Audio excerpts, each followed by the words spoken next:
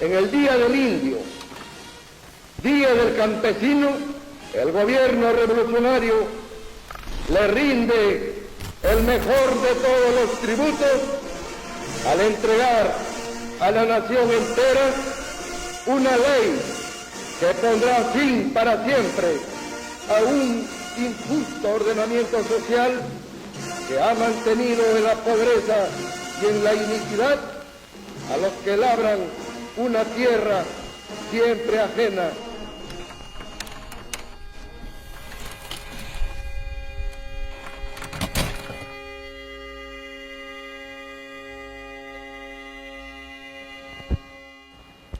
En este continente, como en todos los continentes, han habido pueblos que han nacido y han crecido y han florecido, ¿no? Y eso pasaba acá, pero vinieron los europeos e impusieron su cultura acá. Prueba de ello es que esta entrevista no se hace en quechua, sino en el idioma de los invasores. En 300 años de colonia, toda esta raza fue casi exterminada y los sobrevivientes convertidos en mendigos. Le debo dar la cifra bien conocida de que al comenzar la conquista hay en el Perú aproximadamente 15 millones de habitantes y al terminar la conquista, 50 años después, la población había sido reducida a 1 millón. El ordenamiento colonial fue establecido por Toledo, un virrey muy importante en el siglo XVI. De acuerdo a sus reglas, el Perú estaba dividido en 2 esferas. Una esfera que él llama república de españoles y una segunda, otra república de indios. Para cada una había leyes y obviamente los indios tenían la carga, ¿no? La peor parte. A los negros y a los indígenas se les consideraba subespecies. Al dueño de la tierra, designado por el rey de España, tenían que trabajarle la tierra gratuitamente, por la gracia que les daba de trabajar una parcela para ellos.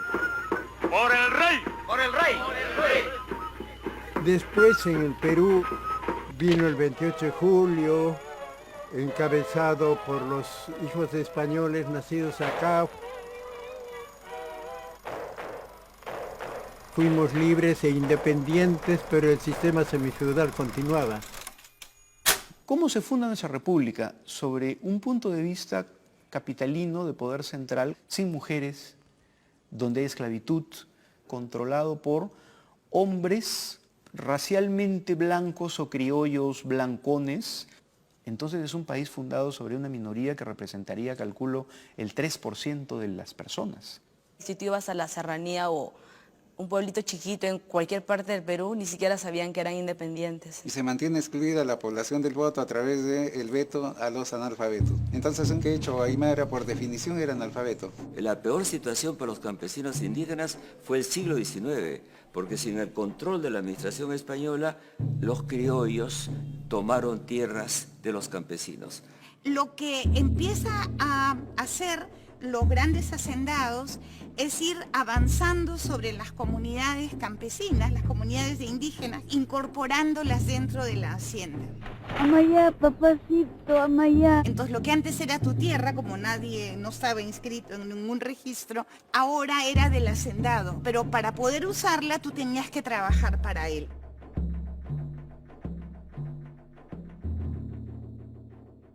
Una hacienda gigante, la hacienda Sil, que tenía 200.000 hectáreas. Una cancha de fútbol es 1 hectárea. Entonces, si tú te imaginas 200.000 canchas de fútbol, te imaginas el tamaño de Silque, ¿no? En las clases altas peruanas, todavía durante el siglo XIX, se sentían españolas, y hasta muy entrado el siglo XX. Yo me apellido Petrozzi, así que muy español no soy, pero me siento español por ser peruano. Este momento comprenderá usted que para mí ahora como parlamentario es mágico. No lamentaban públicamente la independencia, pero se sentían más españoles que peruanos. Nosotros admiramos y apreciamos España, nos sentimos desde el Tratado de Tordesillas españoles, claro, toda América debió ser española. Yo personalmente me siento muy ligado a España. La oligarquía peruana piensa el problema del indio en términos de la solución es la desaparición de los indios. Unos apuestan a la desaparición biológica por la vía del mestizaje. Hay otros que piensan en un etnocidio blanco, es decir, desaparecer al indio culturalmente. Y tengo a todos estos indios que me quieren y respetan, porque a cambio de su trabajo yo les he mejorado la vida. No veo cómo. Les he enseñado a defenderse del engaño, engañando antes. O sea que los he civilizado. A comienzos del siglo XX empieza una de las operaciones más espantosas de genocidio, que fue la explotación del caucho. Se regala la Amazonía a los caucheros, que esclavizan a los indígenas sin ninguna protección de nada. Nada, simplemente es una matanza terrible, el peor momento para los aborígenes de la selva en el Perú.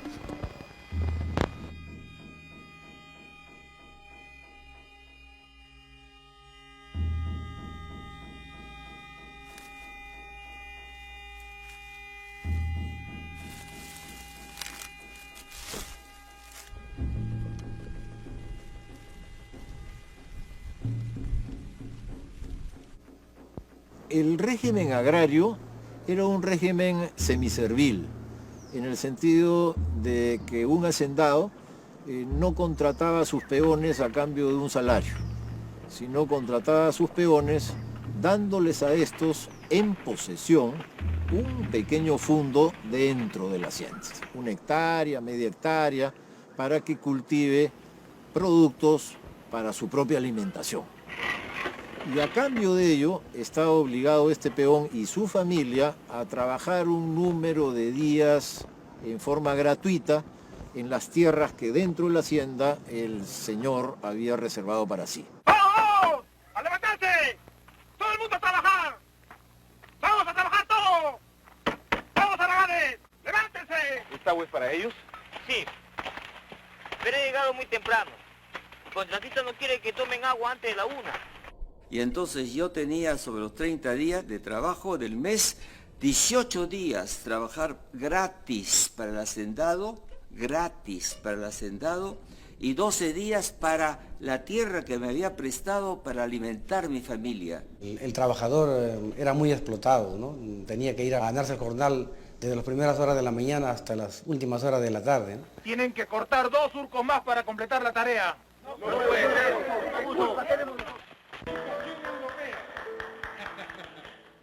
Hay personas que cuentan que ellos vestían al patrón. Le ponían el zapato, le alcanzaban la ropa. Había un tipo de esclavización de indígenas, ¿no? O sea, no había un sustento legal a eso, pero los indios eran parte de la propiedad.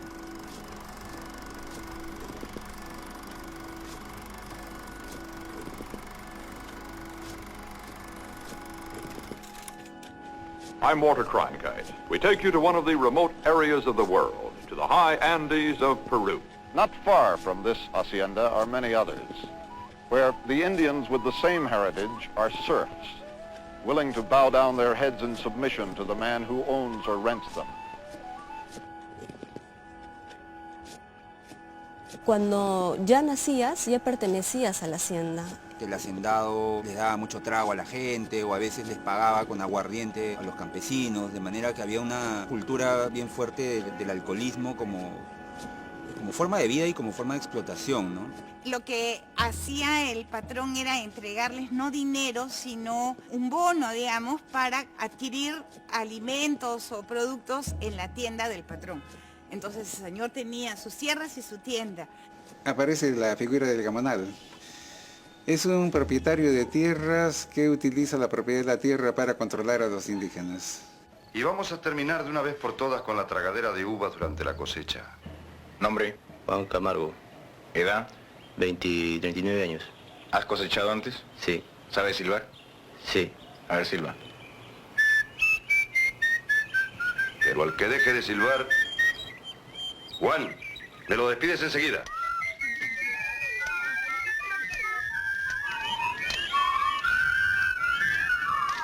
Hacían lo que querían con los indios. Este Romainville era un tipo muy alto, como de 1,90 m, 2 metros. Y para subir a su caballo siempre traía un indio para que se pusiera de cuclillas y se montara sobre su espalda. El señor Romainville fue a su hacienda o arcilla y todos los indios le dejaron las manos, como de costumbre. Según esta información periodística, una mujer no le besó las manos al patrón. Y el señor Romainville le mandó cortar el brazo. Pasaba el patrón y había que bajar la vista, y si no bajaban la vista te podía caer un fuetazo en la cara. Agarraban el hierro candente con el que marcaban a las reses y le marcaban las nalgas a los indígenas. Estaba convencido de que intrínsecamente, biológicamente superior al indio. Y esto también es interiorizado por la propia población indígena que termina asumiendo como verdadero este discurso.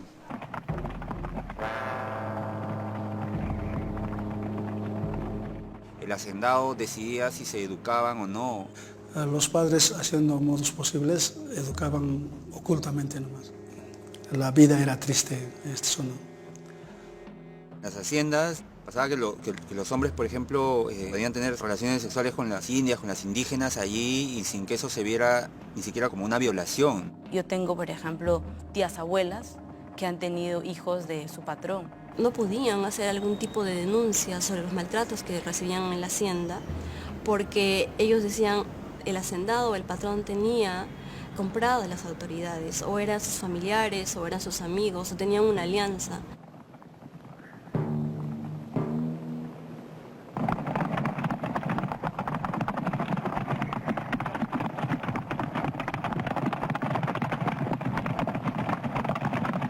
La revolución en la tierra toma 1.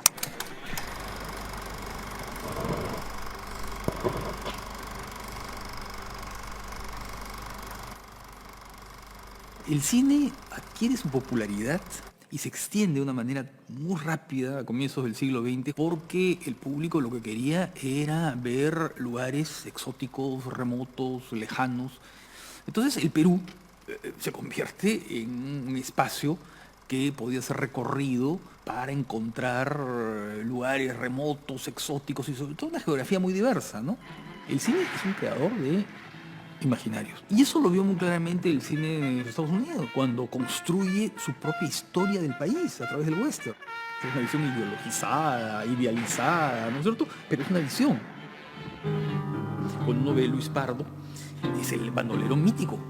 La película está ambientada en la Sierra Norte del Perú. Y claro, la trama de la película es eso, es el enfrentamiento de este hombre contra un hacendado abusivo que además es responsable de la muerte de su hermana. Yo perdí mi corazón en Lima es una película que se hace durante el conflicto con Colombia, porque incluso incluye imágenes del desfile de movilizables donde asesinaron a Sánchez Cerro. Hay intertítulos que tratan de reproducir lo fonético, ¿no? Y la pronunciación andina.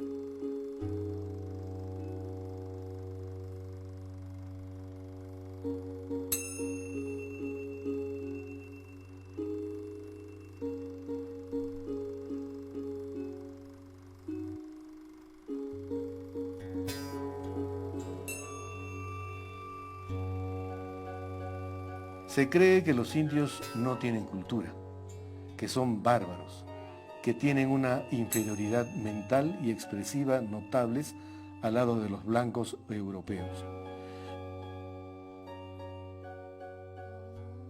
Yo nunca he creído en eso, porque conozco a mis hermanos de raza y a los otros, pero me parece que más elocuente que una opinión son los testimonios gráficos y por eso he emprendido esta tarea.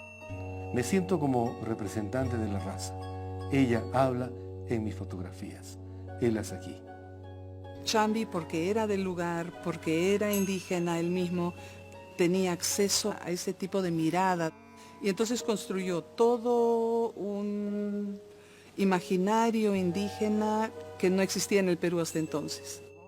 Sus primeras fotos, las fotos iniciales de los años 20, 30, se remontan a ese personaje del campo, a ese trabajador de la tierra, a esos bailarines, a esas festividades religiosas. Tanto al indio como al señor de la calle, de la ciudad, los retrataba con igualdad. Los llevaba al estudio, les ponía las mejores luces, les ponía sus mejores trajes.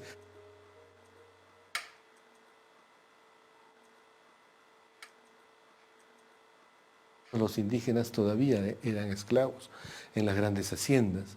Pero luego pasa el tiempo, llegamos a los años 40, 50, en que el indio o el campesino en el Cusco, sobre todo en la ciudad, ya se va transformando. Y Martín Chambi capta esa transformación a través de sus fotografías.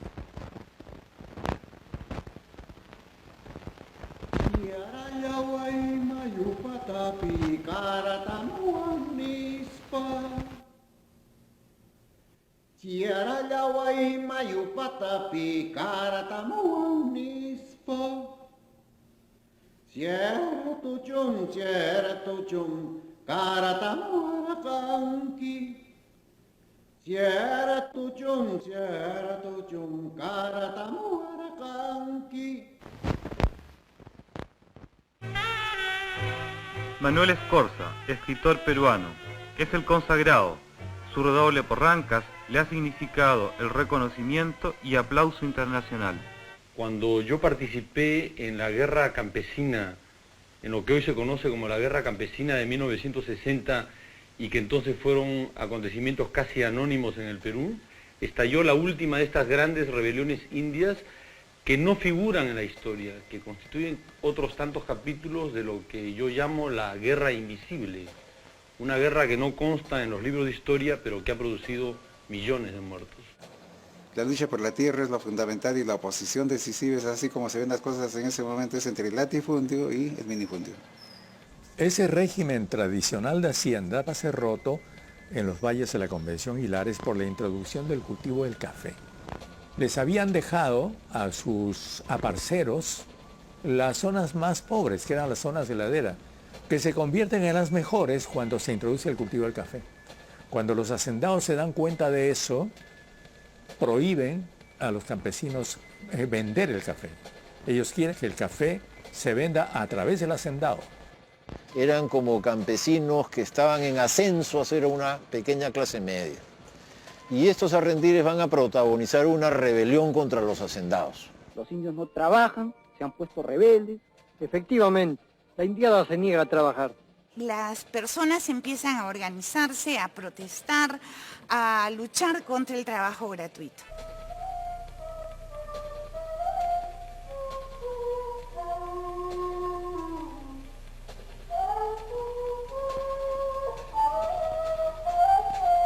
Y todo Lima estaba sorprendida de estos acontecimientos, porque eran movimientos campesinos muy hábiles, evitaban el enfrentamiento con la fuerza, lo cual es lógico, y tampoco utilizaban la violencia.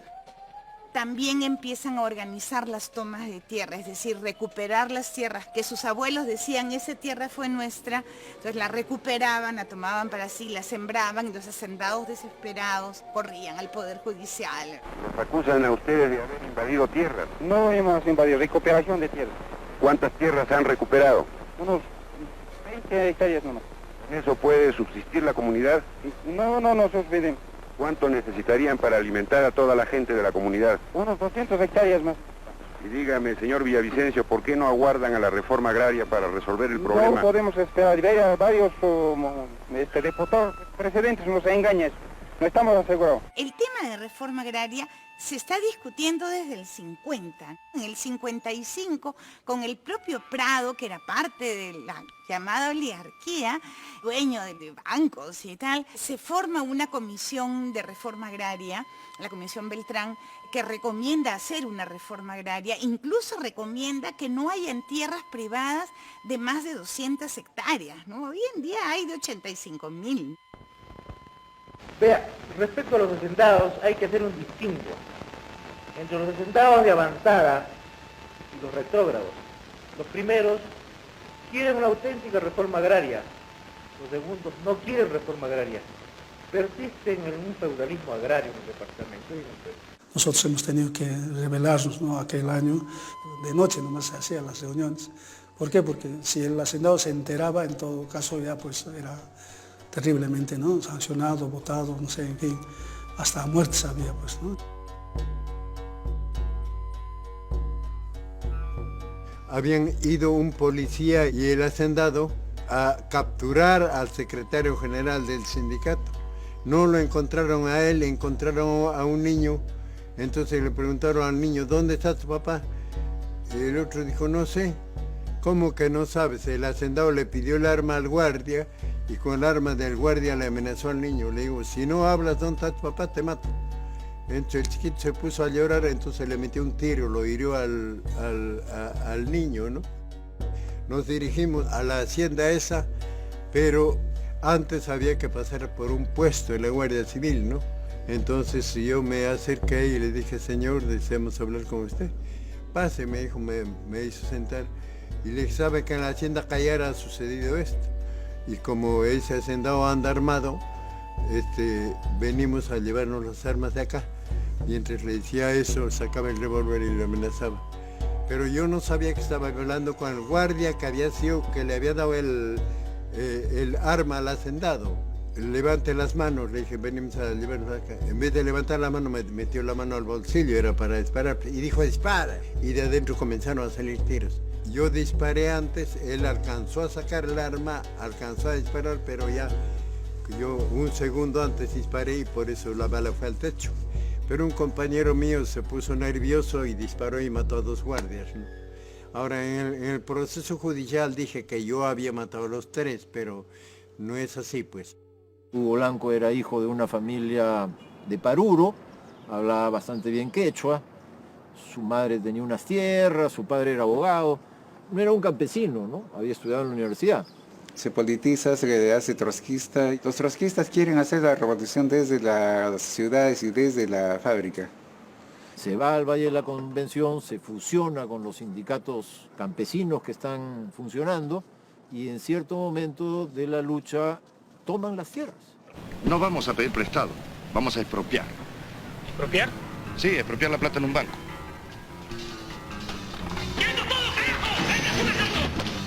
Es a los compañeros de Felipe de Gregori, que corresponde al asalto al Banco de Crédito de Miraflores por este grupo trotskista, ¿no? ¿Ya sabes qué son, de qué tendencia? Bueno, teóricamente son trotskistas. No me consultaron a mí para hacer eso, porque si no yo hubiera estado en contra. No se necesita de un grupo de valientes que hagan cosas, pues. Yo estoy por la acción de la colectividad y todo lo que la colectividad acuerde, eso se hace. Pero no un grupo de valientes que asaltan bancos o un grupo de valientes que hacen un foco guerrillero.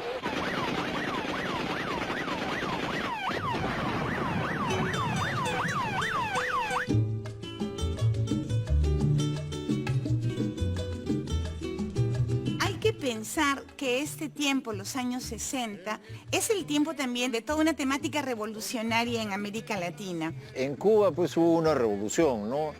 Entran los guerrilleros a La Habana en enero de 1959 y empieza una revolución que ese mismo año hace una reforma agraria.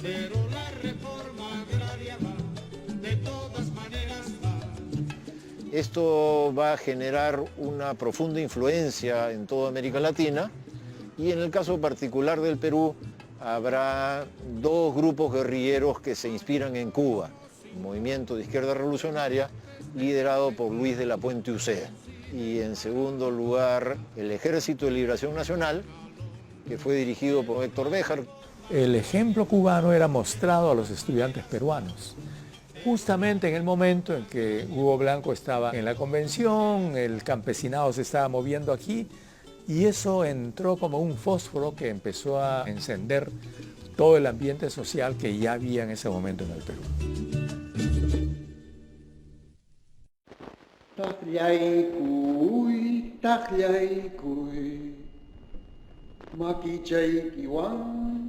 Y ahora cuando pienso, digo, ¿cómo he podido sobrevivir? Porque bajo la lluvia, en las tempestades, bajo granizo a veces, en los pantanos de la selva. El punto inicial es en realidad 1963, que es nuestra primera expedición en que tratamos de entrar por las selvas de Puerto Maldonado. En esa operación es que perece Javier Heró. Javier fue todo un símbolo para nosotros. Es conocida su capacidad poética, escribía muchísimo. Javier tenía un diario, sus últimos poemas y su diario, que debe estar en algún archivo policial.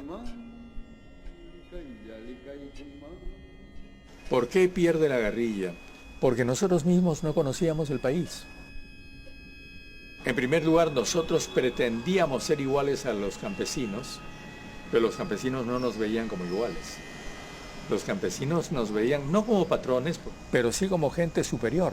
El ejército los tenía infiltrados y apenas empiezan las guerrillas, el ejército hace una ofensiva y en unos 6 meses termina con ellos. Son derrotados rápidamente, en un semestre están aplastados, pero indirectamente van a tener un impacto sorprendente sobre los oficiales. La reflexión sobre las guerrillas del 65 conduce a reforzar un pensamiento reformista dentro de la Fuerza Armada. La relación entre Estados Unidos y América Latina fue cambiando en el transcurso del siglo XX. Entra Kennedy, empieza su mandato en enero del 61, y Kennedy era para los demócratas un progresista, y dice, bueno, vamos a ocuparnos de América Latina. Therefore I have called on all people of the hemisphere to join in a new alliance for progress, Alianza para Progreso. La Alianza para el Progreso buscaba encontrar en América Latina alternativas diferentes de la Revolución Cubana. Había que impulsar el desarrollo de América Latina, particularmente en el sector rural, porque se pensaba que las desigualdades que existían en América Latina creaban condiciones favorables al comunismo. Until that is done in this hemisphere from the top to the bottom, our revolution and the revolution of this hemisphere is incomplete. Y eso significaba, si quieres evitar un triunfo comunista como en Cuba, pues tienes que hacer una reforma agraria tú, porque la situación de semiservidumbre en la cual vive el campesinado indígena es un caldo de cultivo para que estalle una guerra campesina, revolucionaria, exitosa. To create a society in which all men have equal access to land, to jobs, and to education. A society in which no man is exploited for the enrichment of a few. Estas cosas deberían estar al alcance de todos y no limitarse a unos pocos afortunados. While this Indian farmer is one step up from the bottom of a ladder 400 years long, its immediate neighbor is at the top of it and always has been. In a grove of citrus trees, kept alive by irrigation, is the Hacienda Huando, owned by one of the oldest and richest families in Peru, the Gruñas, spelled G-R-A-N-A. They go back to the Spanish conquerors. A great-grandfather signed the Peruvian Declaration of Independence from Spain. They are in farming, banking, real estate, textiles, insurance, and almost everything else. They are cultivated, hospitable, attractive people. And of the so-called 40 families who own Peru, they are among the more progressive and enlightened. They are even willing to do a little something to save the country from a Castro revolution. But they are uncertain of what or how. Unlike other oligarchs, they are able to understand in a vague way what it means to Peru and to them. My name is Fernando Graña. I am a Peruvian. I live in this state called Huando, and I would like you to share my impressions, if you come with me.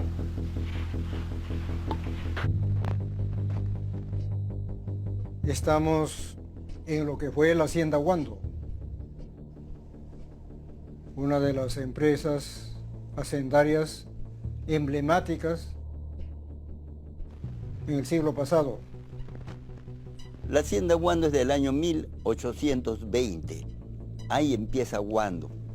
Pasaron todas las generaciones de los Grañas, desde el bisabuelo que fue don Andrés de los Reyes, hasta los bisnietos que fueron los Grañas Elizalde, los últimos que estuvieron acá hasta la reforma agraria. Todos ellos pasaron por acá. Su área territorial era de 1.437 hectáreas con 5.800 metros cuadrados. Huando era famoso por su naranja, por la variedad de naranjas sin pepa. Y esa naranja fue lo máximo acá. Fue lo máximo acá. Con esa naranja llegaron en todo su apogeo la hacienda Huando. Fueron unas épocas muy bonitas de la hacienda Huando. Un pariente mío de don Marciano Torres de esa zona compuso un huayno. Quisiera ser naranjita de la hacienda de Huando. Quisiera ser naranjita de la hacienda de Huando para ser chupado por tus hermosos labios, para ser chupado por tus hermosos labios. Guairito lindo, ¿no? O en otras haciendas, pues, han habido, ¿no?, disturbios, abusos así, pero acá no, acá se vivió tranquilo. Esa famosa casa hacienda, esa piscina, todo lo que fue parecía un paraíso. Llamada el paraíso, la sucursal del cielo, llamado el jardín encantado. Muy bonito fue esos tiempos. Catalogada como la mejor hacienda del valle y la más grande. The Grania Estate has all of the tools and fixtures for the good life, a spring-fed swimming pool, a private landing strip big enough for DC-3s, a golf course, a guest house often lent out to honeymooners and once occupied by Manolete, the great bullfighter. And there are two automobiles, a Chrysler and a Jaguar. They mainly use the Chrysler. His wife spoke a line that should be as famous as Marie Antoinette's "Let them eat cake." She said, and I quote, "It is not good to use the Jaguar during revolution." Acá en el tiempo de los Graña hubo unas corridas de toro muy bonitas acá. Al lado de ella tenía su ruedo. He's a mean one, but I like him to be. That's what I breed him for. There he is. Come on. There he is. Tenía unos caballos de paso lindísimos, ganadores de premio. Palomino, Gitano, Cascabel, Jazmín, Sol de Paiján, Rubí, unos caballos ganadores de premio. This is Peru in the 20th century, but it could easily be Spain in the 18th. Huando, the whole estate, is like an early American company town. 2,500 people live on it. There are stores, a medical clinic, 300 houses, a flour plant, its own herd of prize cattle to ensure good milk for the children, and Grania owns all of it. He leases out the stores, but he controls their prices. Don Fernando Graña fue un verdadero chalán. Muy bonitas esas épocas de la poderosa familia Graña.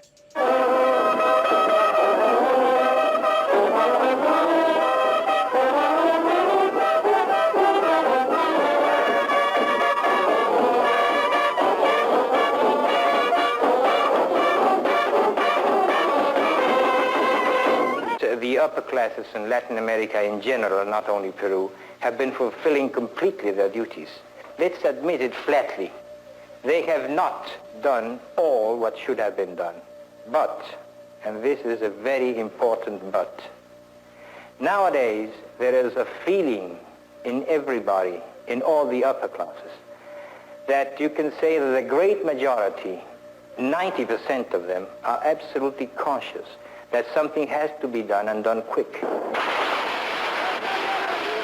The trouble is that the other side is moving to do something faster than Grania's side is.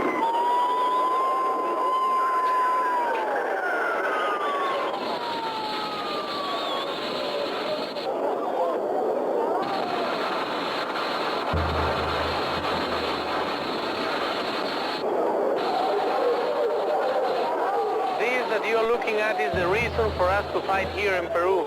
The 60% of Peruvian children who are born die, and that is an accurate date. They die of hunger, they die of parasitosis. They have no help of anyone, they have no school, they have no assistance, they have nothing. The only thing they have is the will to live. And because will to live is we want to make the revolution.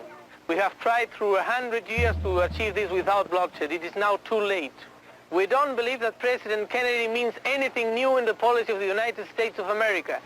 The revolution is very near. The revolution is knocking at our door. We are going to make the revolution for the people of Peru, regardless of the lives of those who are exploiting them.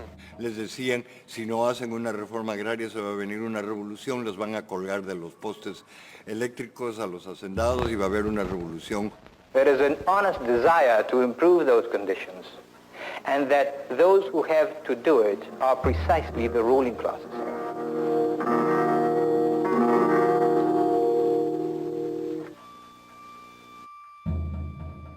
Los militares dieron un golpe el 62 y organizaron unas elecciones el 63.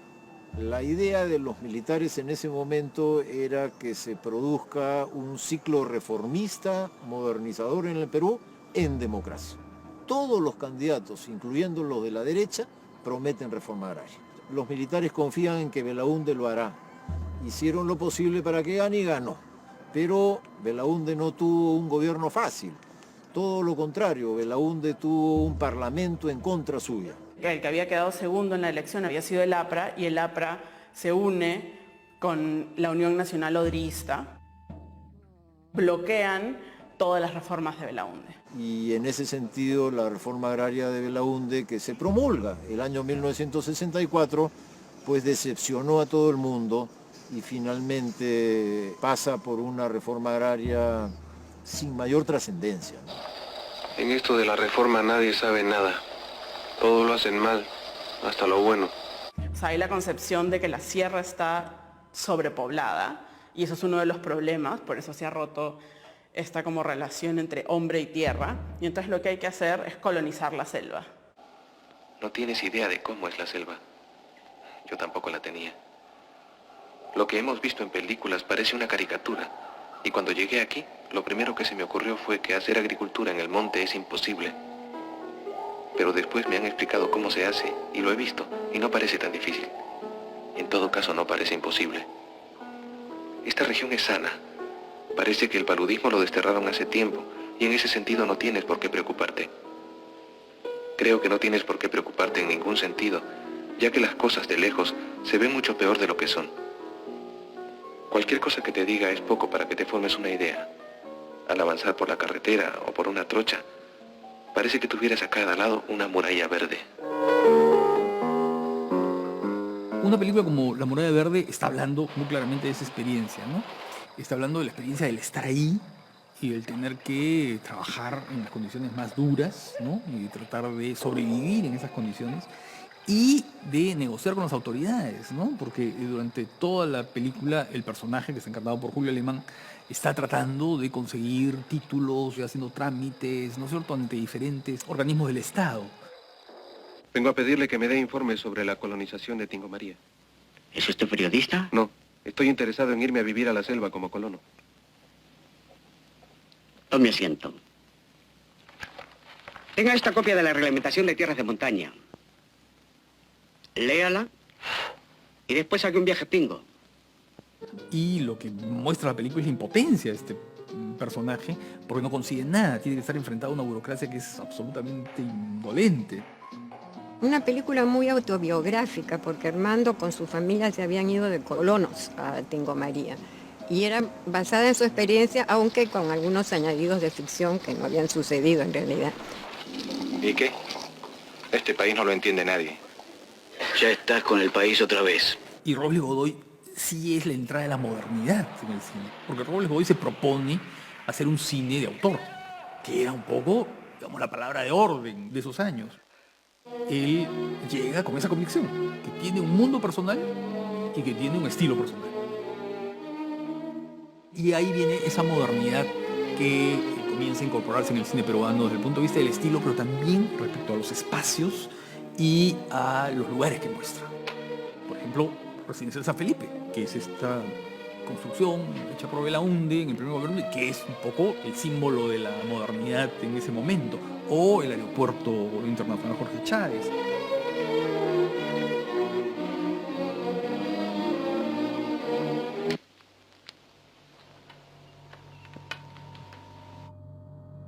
De abril del 68 Velasco empieza a aglutinar gente para armar lo que sería el golpe de Estado. En ese momento el presidente era Fernando Belaúnde Terry, estaba en su 5º año y Belaúnde había empezado su gobierno con el apoyo de los militares. Creo que una razón por la cual se precipita el golpe de los militares es que ellos han dado todas las facilidades para que el belaundismo haga las reformas con apoyo de la Fuerza Armada. Cuando se convencen de que los civiles no van a hacer esas reformas, deciden hacerlas ellos mismos y toman el poder.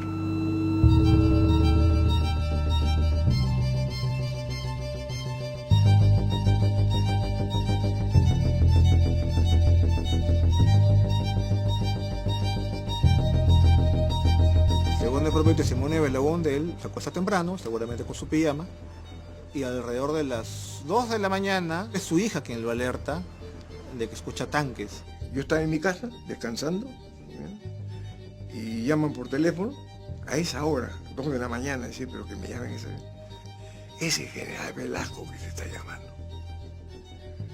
Yo, por supuesto me acerqué, era mi jefe. Morales, ¿cómo estás? Vente acá, a Chorrillos, acá, te estamos esperando. Que me estaba ordenando. Velasco era el comandante general del ejército y entró este gobierno que muy pronto se declaró el gobierno revolucionario de las Fuerzas Armadas y con la personalidad fuerte de Velasco, ¿no? Velasco era un piurano, nació en el barrio pobre de Castilla, se decía que eran de familia pobre, que su mamá tenía una chichería y tenía baja reputación, y él se escapó muy temprano y se enroló aquí en Chorrillos como cadete militar. Tú ves que Velasco tiene 3 fechas de nacimiento oficialmente, 1909, 1910 y 1911. Se aumenta un año para ingresar al ejército porque se le había pasado la edad. Era muy popular, en las clases populares peruanas instantáneamente se identificaran con ellos y lo llamaron el chino y lo querían mucho y gozó de un apoyo popular inmenso. Juan Velasco Alvarado dijo en una oportunidad en un discurso que cuando les encomendaron reprimir a las guerrillas, ellos lo hicieron profesionalmente, estaban preparados para eso. Pero dijo, vimos que los guerrilleros tenían razón porque la situación en el campo era inicua. Se necesitaban cambios de fondo, no era necesario hacer una revolución desde arriba para que no estalle una revolución desde abajo. Se notaba que había ciertas efervescencias sociales, ¿no?, que podían producir ciertos problemas en la vida normal del país y que en gran parte se justificaban. Grandes desequilibrios sociales. No es que la pesca de sorpresa el golpe de Estado, lo que la pesca de sorpresa es la ideología que trae este señor Velasco, porque trae una forma de pensar que no suena militar, suena casi a revolucionario de los tiempos.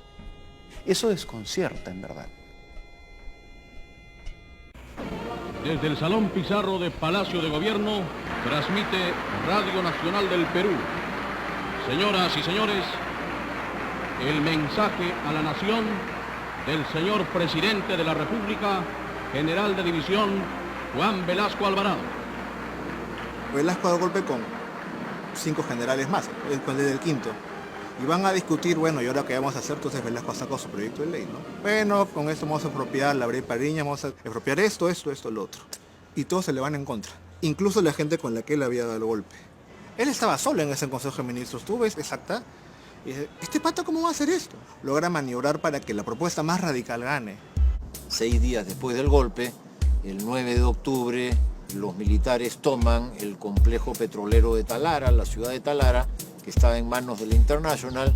En este preciso momento, las fuerzas de nuestra primera región militar está ingresando al campo de Talara para tomar posesión de todo el complejo industrial que incluye la refinería. Velasco resolvió de una manera drástica pero rápida un tema que Belaúnde no había podido hacer en 5 años.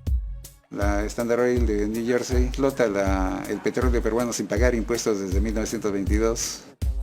Recién al 5.º año de gobierno, el 28 de julio del 68, Belaúnde dice, ya, por fin, una solución para esto.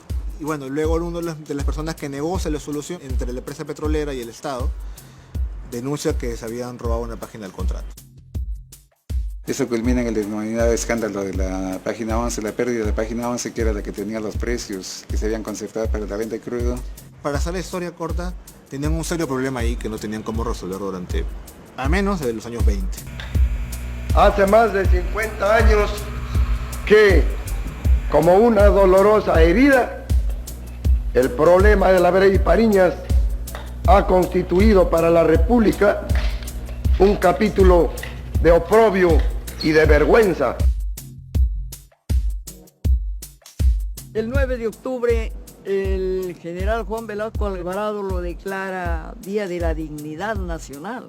Bueno, nos llenaba de orgullo, ¿no? Saber de que pues estaba nacionalizando un recurso que estaba en manos de extranjeros.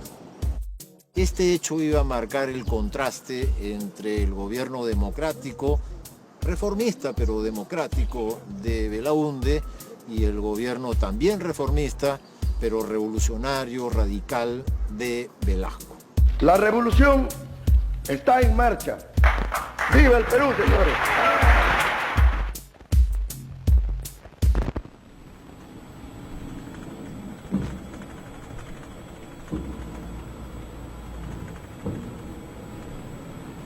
La revolución está en marcha. La revolución está en marcha, está en marcha. La revolución está en marcha. ¡Viva el Perú, señores! Las palabras no son solamente palabras, las frases no son solamente frases. Una de ellas es el término revolución. Es un término no frecuentemente asociado con la irrupción de militares en política. Y se inicia una fase muy importante en la historia del Perú de un gobierno militar de corte progresista, muy distinto de los que se dan en Brasil en 1964, en Argentina en 1966 y particularmente los gobiernos tanto chileno como argentino de los años 70.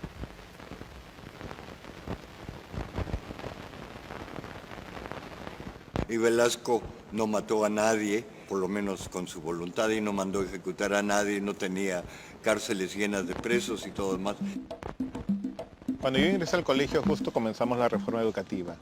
Era interesante porque había un énfasis no en el indígena, no en la idea del hombre andino, sino en una nueva categoría, el campesino. El campesino como el nuevo héroe social. Salíamos disfrazados de campesinos, y digo disfrazados porque no correspondía, éramos chiquitos de clase media, pero se nos quería dar esta imagen, este énfasis. Nuestros textos, como el libro Amigo, el libro Paseo, eran textos que leían chicos campesinos, chicos de la sierra y chicos de la ciudad. Se buscaba homogenizar esto. Este primer Congreso Nacional del Sindicato de Educadores de la Revolución Peruana, SERP, tomó el nombre de Juan Velasco Alvarado, en reconocimiento al jefe de Estado por su patriótica gestión frente al gobierno de la Fuerza Armada, que está llevando al país a la meta de su gran destino. Muchos padres de familia están en contra de este tipo de educación. Y muchos padres de familia veían a Velasco como una suerte de encarnación del mal. Empieza todo un movimiento de oficialización del quechua. Canal 4 se anunciaba como Tawa Canal de Mamantapacha, Canal 4 desde Lima. En los colegios de clasecita media había pánico y ahora le van a enseñar quechua a nuestros hijos. Con lo cual los mozos en el Haití empezaban a hablar a quechua con los miraflorinos y reírse cuando los otros no entendían.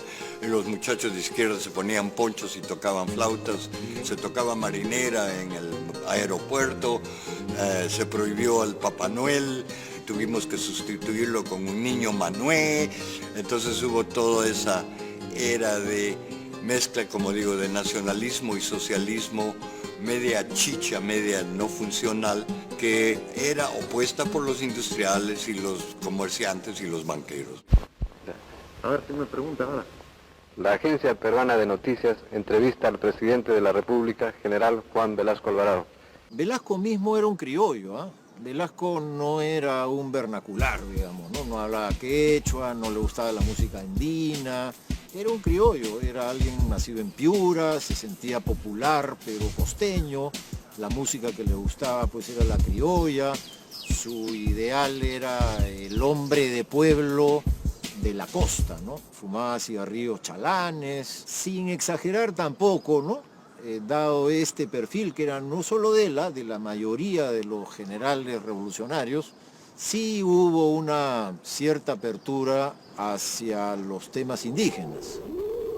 Pero el indio sigue siendo pensado como algo que tiene que ser superado. El indio va a contribuir al país en la medida en que se transforme a través de la acción del Estado, a través de la reforma agraria. Entonces la visión del indio sigue siendo una visión negativa. El indio es una víctima que tiene que ser salvada por el Estado. El impulso reformista de Velasco es muy fuerte al comienzo, ¿no? Si en 6 días nacionalizó la IPC, en 6 meses hizo la reforma agraria. Mi querido doctor Juan Augusto, ¿cómo fue la cosa? Mal. La muerte de la democracia. ¿Y nosotros cómo quedamos? Todas son presunciones. Lo concreto es que han expulsado a los gringos del International y parece que tienen un programa radical en cuestiones agrarias. Pero, ¿usted cree? Y la reforma agraria de Velasco no fue pues tímida y tibia como había sido la de Belaúnde, sino fue radical.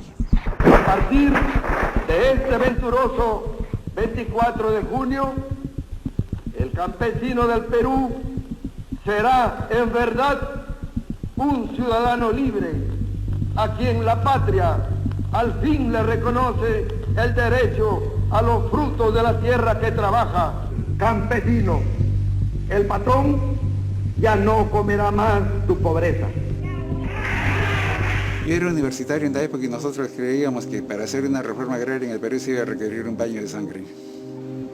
Las bajas que ocasionaron los movimientos campesinos y la reforma agraria acá no llegaron al centenario y fue una de las reformas agrarias más radicales de América Latina. Velasco va a tomar la decisión de empezar la reforma agraria por los fundos, por las haciendas más productivas, más modernas, más desarrolladas. Todo lo contrario a lo que había querido hacer la reforma agraria de Belaúnde. La de Belaúnde, había querido empezar la reforma por las haciendas improductivas, mientras que Velasco se dirige al corazón de las haciendas modernas, y en este caso eran pues las haciendas azucareras. Hicimos entrar al capitalismo de la pequeña propiedad a millones de campesinos que no tenían que ir a trabajar gratis para el hacendado para tener un pedazo de tierra. No se hace una reforma agraria, se hace una reforma laboral. Si alguien trabaja en el campo, para un agricultor tiene que ser pagado en dinero. Salimos de la Edad Media, salimos de la colonia.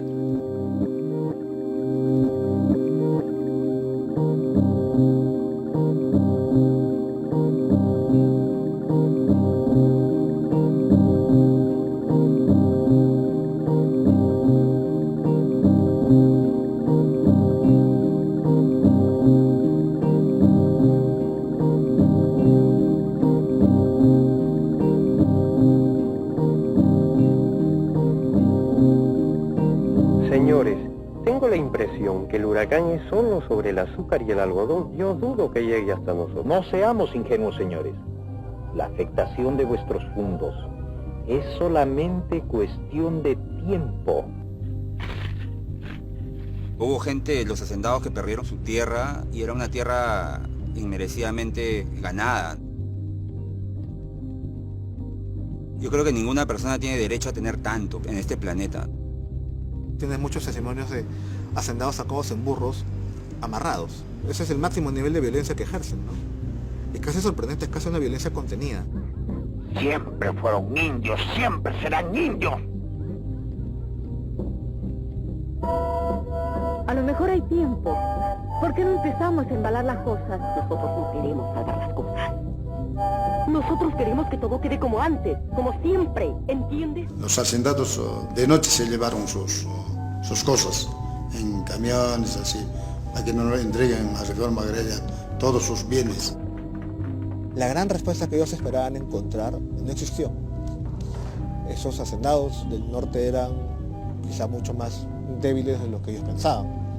En la sierra tomaron estas grandes haciendas ganaderas y crearon una especie de super cooperativa que se llamaban las SAIS, que reunían varias haciendas en una cooperativa. Se burocratizó. Transformar el campo de propiedad de hacendados y entregarlo a campesinos organizados en forma de cooperativas. Campesino, campesino, tú que viertes sangre y sudor, campesino,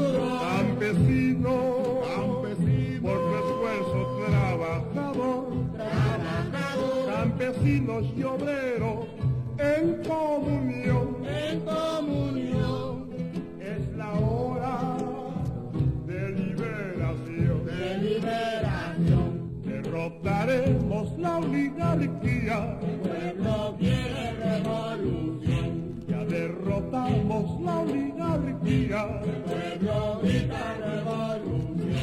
Derrotaremos la oligarquía. Ya derrotamos la oligarquía.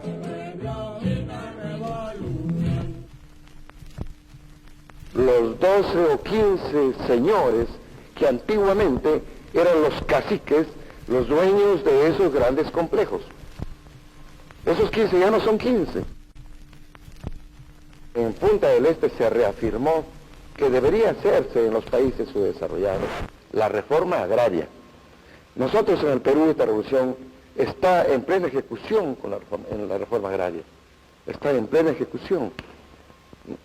Ahora, las tierras, ¿quién las ha recibido? Las ha recibido el campesino, el gran campesinado que tenemos. Esos complejos azucareros se han convertido ahora en cooperativas. Esa es la idea principal de Velasco. Viene acompañada también en la ley por una segunda norma crucial, que es que las haciendas no serían gratis, sino que de acuerdo a un justiprecio, pues los campesinos tendrían que pagar en 20 años una deuda agraria a través de bonos que se le irían cancelando a los anteriores propietarios.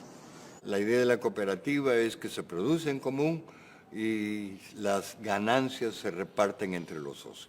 No solo el general Velasco, todas las reformas agrarias de América Latina propugnaban la creación de cooperativas como el modelo más humano, más amable que la hacienda capitalista. En los 10 años primeros de cooperativismo fueron muy fructíferos. Los beneficios del que gozaban los trabajadores, ¿no? Por ejemplo, tenía sus médicos, tenía asistente social, llegaban a tener su tambo cooperativo, bibliotecas, el agua gratis, la luz gratis, o sea, se gozó de 10 años de beneficios, ¿no? Aunque las metas y los objetivos planteados se vienen cumpliendo satisfactoriamente en forma masiva y acelerada, se han encontrado indiscutiblemente algunos obstáculos durante el proceso. Lo colectivo es complicado, no es fácil tomar decisiones entre 40 personas sobre qué es lo mejor. Los presidentes de las cooperativas eran los que se aprovechaban con las ganancias que les había quedado del ganado, de la producción que tenían. Ya no trabajaban casi las 8 horas diarias, ya se descuidaron, se dedicaban a la diversión, todo, y lo dejaron desperdiciar. Hay una persona que pueden entrevistar o pueden leer el libro del caso Wando de Sósimo Torres y la hija del hacendado escribieron juntos un libro del fracaso de una cooperativa. Soy Sósimo Torres Claros, ciudadano americano, suramericano, nacido en un pueblito al pie del Ande peruano, a sus órdenes. El caso Wando fue una de las ejemplos más claros de la estrategia que los hacendados usaron para evitar ser expropiados. Y la idea es que Belaúnde había dicho que si los hacendados quieren hacer una reforma por su propio camino y adelantarse a la reforma agraria, bienvenidos. La idea era que soltara a los pongos, ¿no?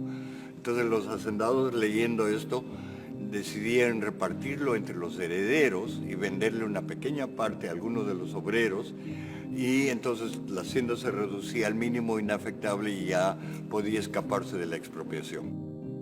Entonces ellos optaron por dividir la hacienda. Nos oponíamos, no estábamos de acuerdo con la parcelación. Entonando el himno nacional, nos declaramos en huelga.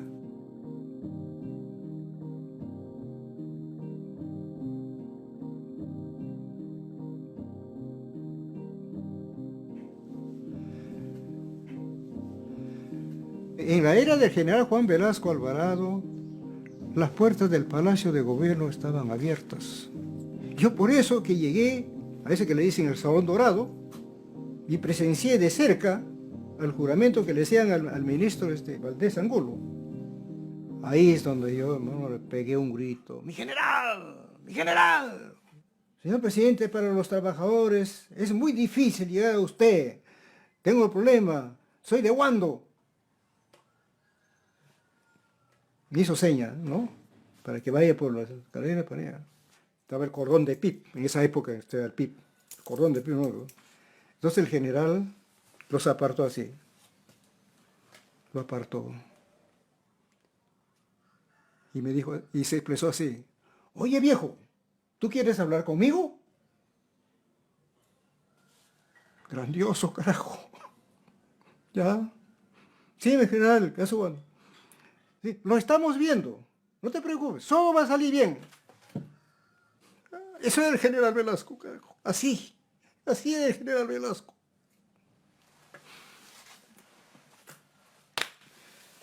¿Eh? El problema de las parcelaciones por iniciativa privada es de todo conocido y obligó al gobierno revolucionario a tomar medidas correctoras al respecto.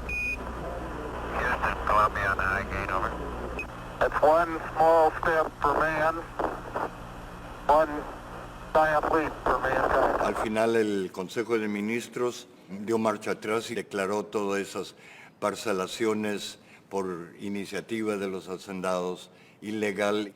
Ganaron los campesinos.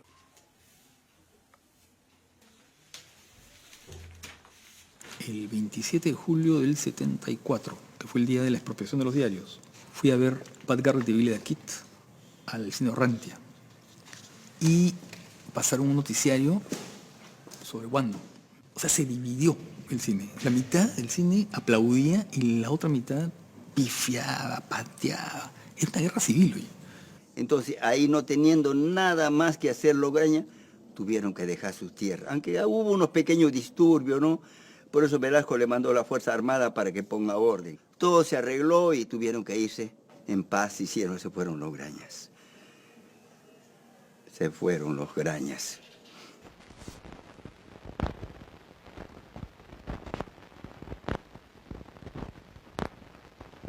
Creo que hay un Perú para cada época. Cuculi es una película de ficción, si se puede decir, ¿no? Una representación, pese a que el lado documental es muy poderoso, pero en realidad se integra dentro de lo que es el cine del Cusco.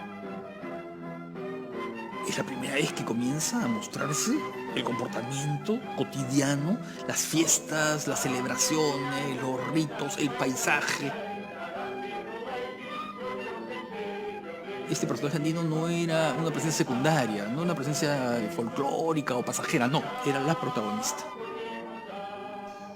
Ya comienza a aparecer toda esta idea del costumbrismo y el humor, que después desembocará en Risas y Salsa y los programas cómicos.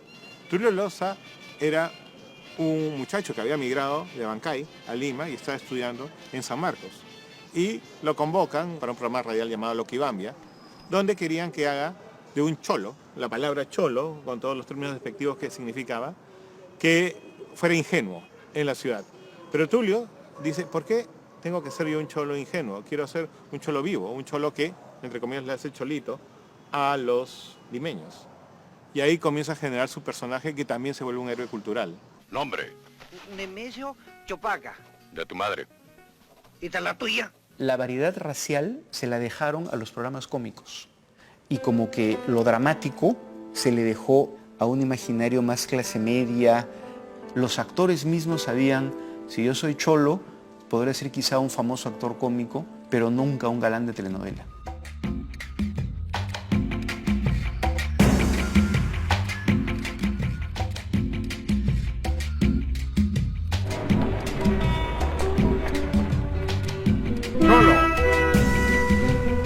Entonces el cholo eso es muy claro. Sotil encarna muchas cosas. El famoso futbolista triunfador a un nivel planetario, después, en fin, va a jugar en el Barcelona, va al Mundial y qué sé yo.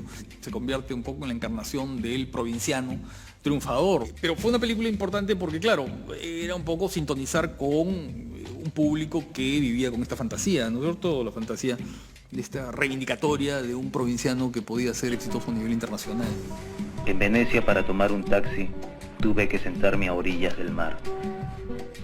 Cuando los militares de la época discutían cómo transferir el poder y a quién, había un consenso entre ellos. No entregarlo a la oligarquía, porque si no, la revolución militar no hubiera tenido ningún objeto. Había que entregarlo a la gente, al pueblo. Pero el pueblo no estaba organizado para eso. Con ese objetivo se creó una organización que se llamó el Sistema Nacional de Apoyo a la Movilización Social. Y yo formé parte del primer grupo del SINAMOS.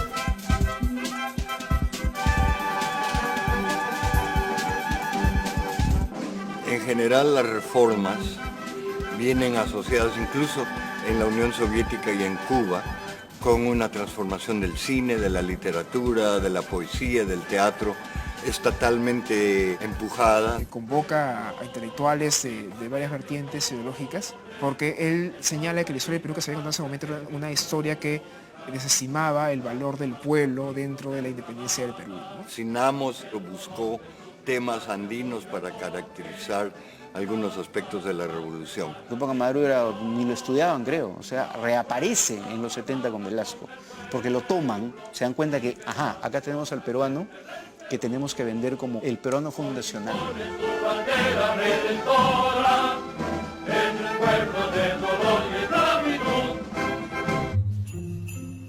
Héroe, persona que se distingue por haber realizado una hazaña extraordinaria en la que muestra una serie de virtudes como la honorabilidad y el valor. Tupac Amaru se rebeló contra los españoles porque trataban a los indios como esclavos en las minas. Luego lo atraparon y lo torturaron. Le amarraron las piernas y los brazos a 4 caballos. Tupac Amaru cobra impulso, pero no el personaje histórico, sino un personaje hecho a la medida de la revolución. Lleno de músculos, rompiendo cadenas, o con el sombrero, que no estamos seguros que siempre usaba, que parecía de copa, o en el suplicio. Tupac Amaru reivindicado como el símbolo del nuevo Perú. Querrán romperlo y no podrán romperlo. Querrán matarlo y no podrán matarlo. Efraín Ruiz Caro era mi jefe. Entonces me dice, hay que hacer el logo de la revolución y de la reforma agraria. Bueno, ¿a quién ponemos? Bueno, hay una sola persona decente en el Perú. Digo, ¿quién es? Tupac Amaru. La única persona decente. Y lo podemos decir ahora que estamos llenos de corruptos. Hice un pequeño garabato y se lo mostré. Mira quién es, le dije a Efraín. Ah, ese es Tupac Amaru. Queda tal cual. El pop achorado es un poco esta frase que se me ocurrió para describir el carácter de los afiches. Achorado es díscolo, no sumiso, insolente, contestón.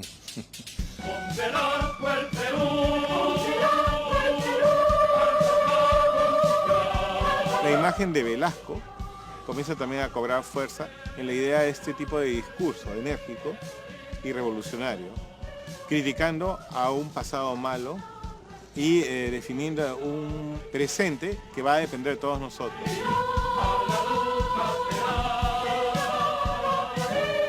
El nacionalismo se exacerbó bastante a través de la música y a través de la selección. Se logró la hazaña más grande que se conocía hasta entonces, que era eliminar a Argentina, quitándole la posibilidad de entrar a un mundial con un empate de 2-2 en la Bombonera y con una victoria previa, 1-0 con gol de Perico León en un metraje que no existe. Velasco se aprovechó de la euforia de entrar al mundial y la cervecera sacó "Vive el Perú, carajo", que también se volvió una frase muy típica de esa época.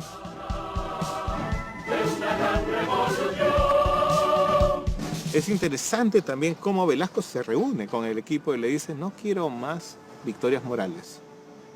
Porque la victoria moral es lo que nos ha caracterizado como nación. Es decir, la guerra con Chile está llena de victorias morales. Y cómo nuestro papel en México 70 exacerba también esta idea de nacionalismo. Entonces se puede decir que el nacionalismo está en toda su punta y Velasco supo aprovechar esto.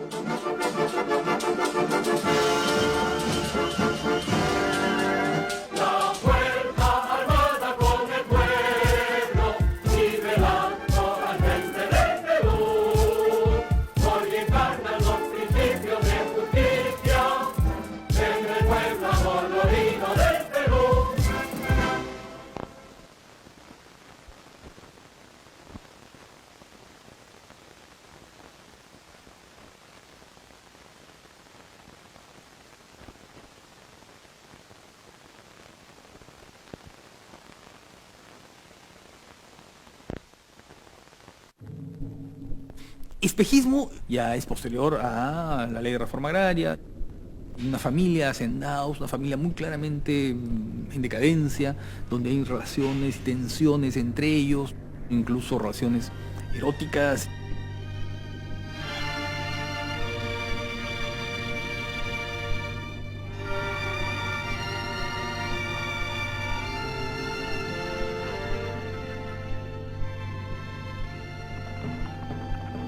es el espacio de los hacendados, pero después es el espacio vacío, que se supone que alude a la reforma agraria, y la migración hacia Lima.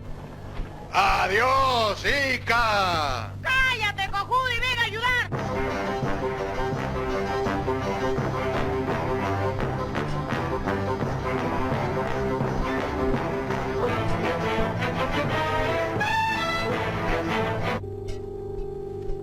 ¿Quién es el hombre que corre?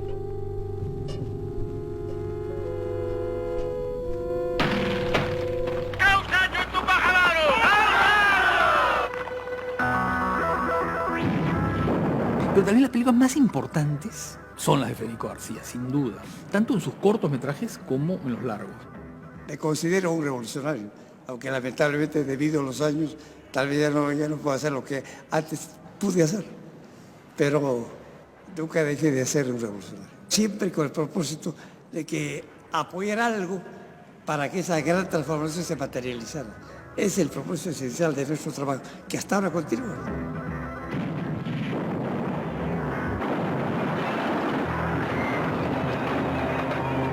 Y siempre dijimos que teníamos que hacer películas con temas políticos, porque para nosotros era mostrar esta realidad. Por eso Fico siempre iba preso, pues. Nosotros vivíamos en función del cine. Eso sí. Íbamos con hijos, con todos a la filmación. Todos. Pero en esa época era normal. Ya no había esa mirada deslumbrada o de conciencia de estar mostrando por primera vez el mundo andino. No, y eran películas militantes. Runan Kaiku de Nora Izcue es una película muy importante porque es un documental que, claro, hace un poco la biografía de Saturnino Huilca, su memoria, sus recuerdos, las luchas campesinas. Juan Canes, Saturnino Huilca Quispe, dirigente campesino legítimo. Por lo pronto yo personalmente estaba descubriendo un mundo y quería que los demás también lo descubran. Runan Kaiku es una de las primeras películas que da la voz al campesino y que está hablada en quechua además. Saturnino Huilca fue una de las personas más inteligentes que he conocido en mi vida. Un campesino cusqueño que entendía el castellano pero no le daba la gana de hablar castellano.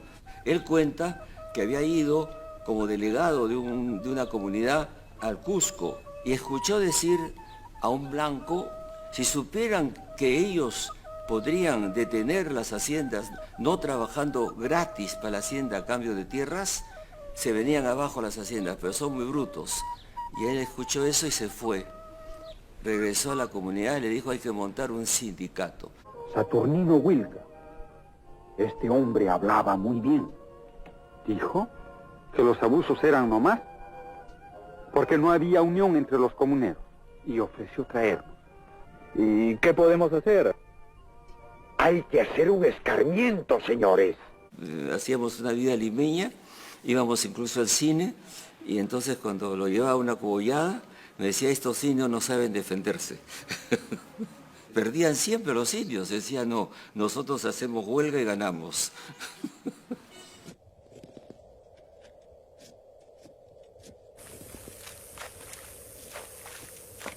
La tierra significa a una madre tierra.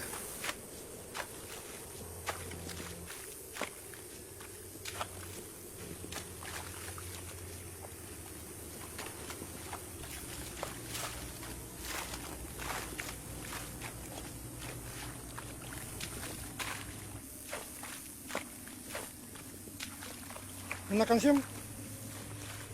Estoy enfermo, nada me duele, pero lo siento. Estoy enfermo, nada me duele, pero lo siento. Serán los años que van pasando sobre este cuerpo. Serán los años que van pasando sobre este cuerpo. Hay una apertura a ideas, hay una apertura a discursos que luego empieza también a pervertirse, porque también hay una época en la cual ya dices algo que no le gusta y te deportan, y eso también es verdad. O sea, después de un momento en el que claramente hay una especie de consenso nacional de que se necesitan grandes transformaciones sociales, el gobierno de Velasco se ve frenado. La izquierda, curiosamente, se posicionó a la izquierda de Velasco.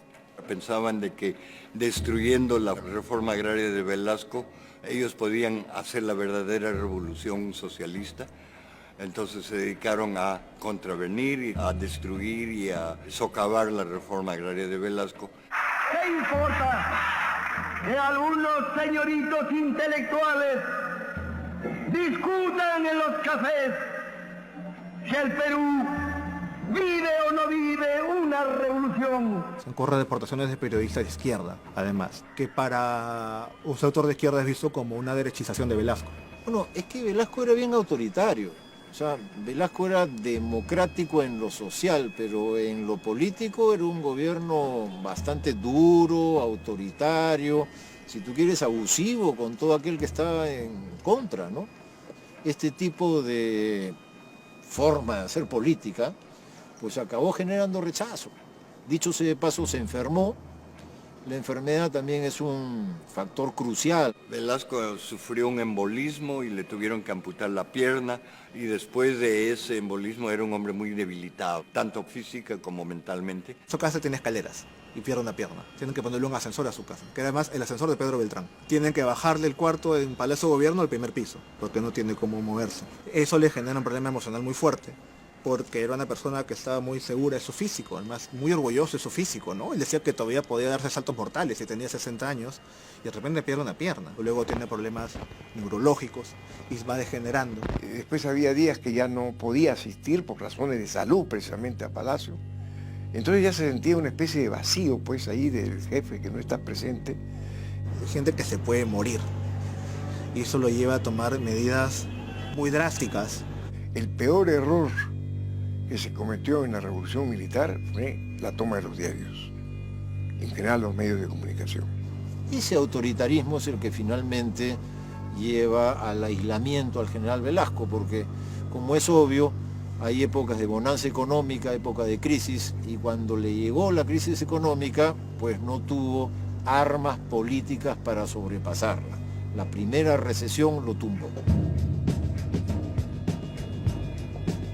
El general Velasco había empoderado a los trabajadores y cuando empieza la crisis económica estos no quieren pagar las consecuencias. Entonces hay mucha inflación, se desborda la inflación y la gente hace huelgas para que su salario no pierda capacidad adquisitiva. Entonces en medio de huelgas de trabajadores hubo una huelga crítica, ¿no? La huelga de la policía. Entonces se alteró la policía y se acorderó. Y vino todos los desmanes que son públicos, de asaltos a las tiendas, hubo heridos y muertes, etcétera, etcétera, ¿no? Y como esto era la quiebra de la autoridad policial en la calle, pues tuvo repercusiones políticas tremendas que acompañaron a Velasco hasta el final de sus días, ¿no? Fue perdiendo liderazgo y surgen al interior del ejército una serie de tendencias que lo que están haciendo es luchar por la sucesión. En 2 oportunidades me dijo que él estaba muy fatigado, muy cansado y ya necesitaba un reemplazo. Y que había pensado que yo fuera la persona que lo reemplazara.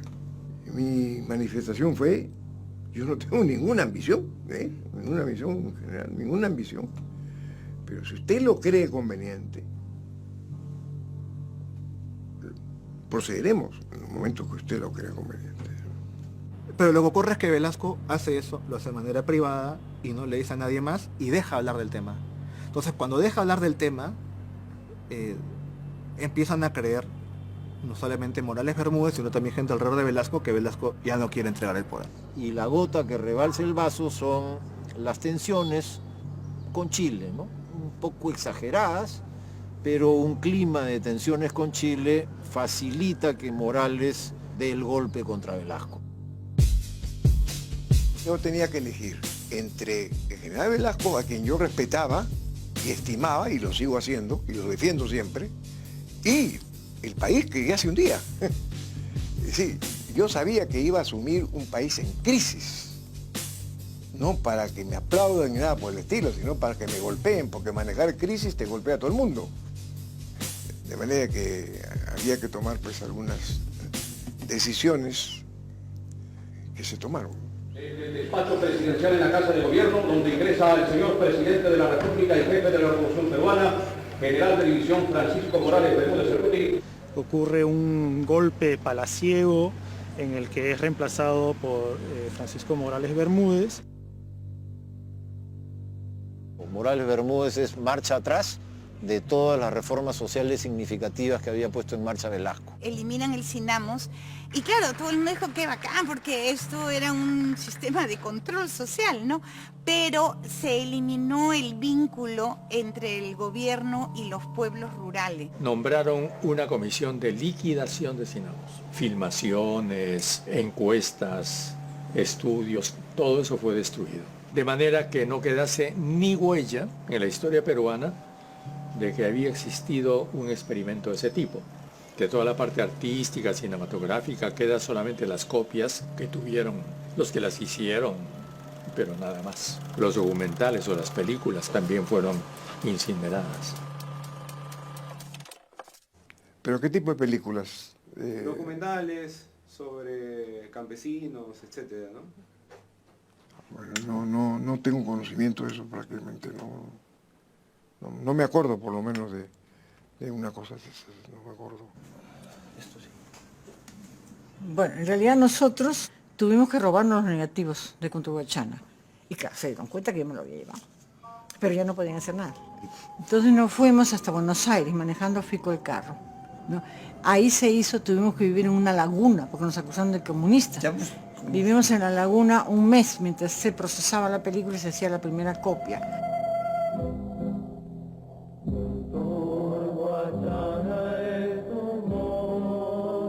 Cunturhuachana incorpora a Saturnino Huilca, que es este personaje que es casi una memoria de las luchas campesinas en los Andes del Perú. Y una cosa interesante es que está producida por una cooperativa agraria de producción, que ya es una formación nacida de la reforma agraria. Este señor García se metió en una cooperativa de Cusco y hizo una película real con los campesinos sobre cómo fue la botadera del hacendado señor Fernández.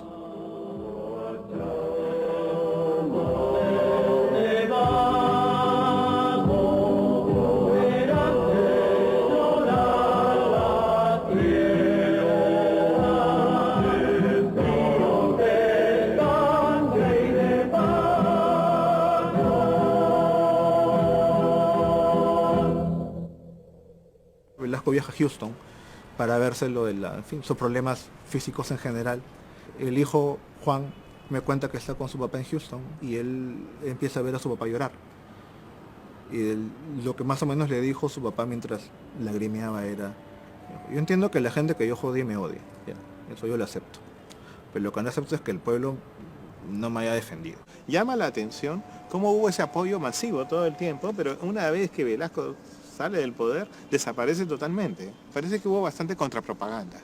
Me parece que los medios de comunicación después se encargaron de hundir un poco la presencia de Velasco. Y Velasco muere realmente creyendo que lo que había hecho, más que fracasado, todo lo que había hecho, todo lo que le había implicado a él físicamente, no solamente valorar las relaciones con su familia, les propia además la hacienda a la familia de su esposa, la pierna menos, los problemas de salud, posiblemente morirse. Pues encima de todo eso que implica haberse involucrado en esto, nadie se lo reconoce. Lo que nadie se esperaba es que cuando murió hubo una multitudinaria población de Lima y de las barriadas y de todos estos sitios que insistieron en enterrarlo personalmente.